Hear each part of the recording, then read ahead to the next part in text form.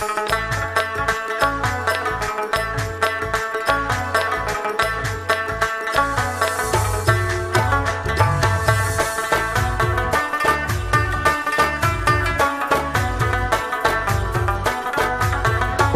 مزې مې واخیستې او خوندونه مې واخیسته د مهوډنډ نه او ومې کتل دلته کې چې ډېر خلک راځي د بهر نه پنجاب نه دغه لویو روزونو نه خلک راځي دلته او خوندونه اخلي خو بیا هم فضل خالق صاحب یو شعر دی وایي چې هغه داسې یو شعر وایي چې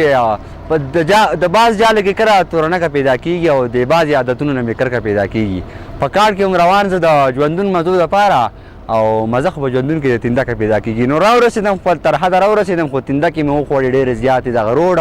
ډېر زیات خراب و بیا چې کله راورسېدم دغه امید او تمه مې وه چې هوټل به هم وي پارک به هم وي مزې به والمه خو افسوس چې پاکستان حکومت دغه طرف ته هېڅ قسم توجه نه ده ورکړې نه هوټل شته او نه پارک شته هم دغه بهر نه چې کوم مېلمانه راغلي وو هغو ځان له ټینټ لګولې او په دغه کې عارضي پراته وو نو افسوس خبره ده څه د افسوس چې زموږ حکومت په دغه باندې ولې اکشن نه اخلي ولې کار نه کوي په دې باندې نو زه حکومت ته اپیل کوم چې هغې دې په دغه باندې کار شروع کړي روډ دې برابر کړي پی ټي ډي هوټل دې جوړ کړي او پارک دې جوړ کړي ځکه چې دا زموږ مستقبل دی د حکومت دپاره ځکه دغې نه اساسي راځي خو دغه ښکلا صرف قدرت ښکلا ده په دې کې چا مستوي کار نه دی کړی تر ننه پورې نو راشئ وګورئ چې څه دي دلته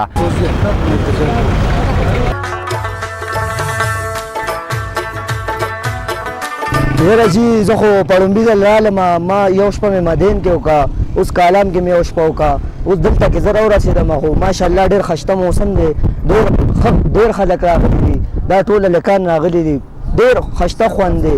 زه خپله راغلی یم نوښار کې ډېره زیاته ګرمي وه او دلته چې مې دا واورې ولیدې دا اوبه مې ولیدې نو زه خدای شته زه خپله هم 15 منټو له زه اوبو کې نشم ودرېدی ډېر ښایسته دی زه ریکویسټ کوم دې خلکو ته چې راشئ انجوای وکړئ ژوند نه څه مزه والئ کار روزګار انسان نه ټایم کولی شي خو داسې وخت بیا چرې نه راځي زما لومړی ځل چې زه د خپلو یارانو دوستانو سره راغلی یم او ما له ډېر ښکلې مزه راکړه خوند یې راکړو آیا دی وایي چې مونږ سبا واپس ځو زه ورته یم چې نه پرېږدي 2-3 شپې نور هم تېرې کړو بیا به لا راتلی شو لا نه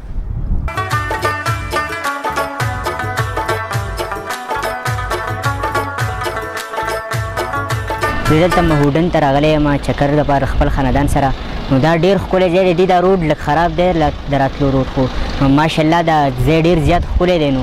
د روډ دا تکلیف ایسته دی د غني بابا یو شعر دی چې ملا ته دې زه کعبې ته زه به لاړ شم لندن ته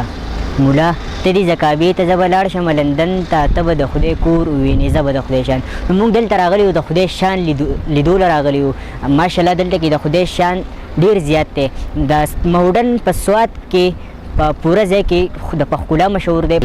او زما خلکو ته دا خواست دی چې هغه دې هم راشي او د دې قدرت د نظارونه دې مزې والي